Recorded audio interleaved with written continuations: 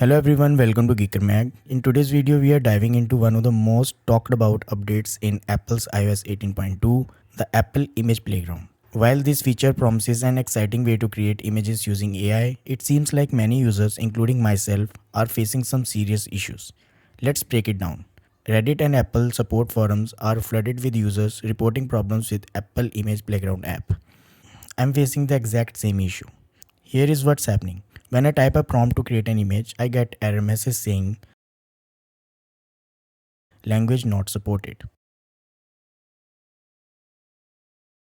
When I try to use the default features like themes, costume or accessories, it throws another error, unable to use that description. Now let me clarify something important. When you first download the Image Playground app, it's mandatory to allow it to set up required modules for proper functioning. This setup process can take anywhere from a few minutes to few hours. Once it's complete, you are supposed to receive a notification that app is ready to use.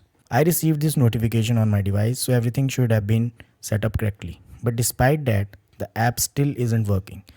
I'm stuck with the same error message. So what's going on here? In my opinion, even though the feature has been officially rolled out globally for supported devices, it seems like it's actually only available for users in United States or for limited group of users.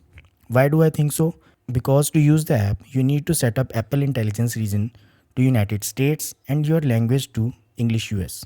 Unfortunately, there is no official confirmation from Apple about what is causing the issue. They haven't addressed these errors publicly, leaving users in the dark.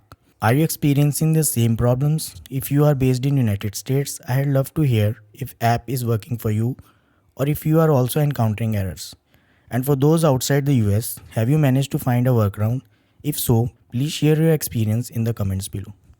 I will keep an eye on this issue and share any updates as soon as I learn more. In the meantime, if you find this video useful, don't forget to like this video and subscribe the channel to get notifications about more similar videos. Thanks for watching.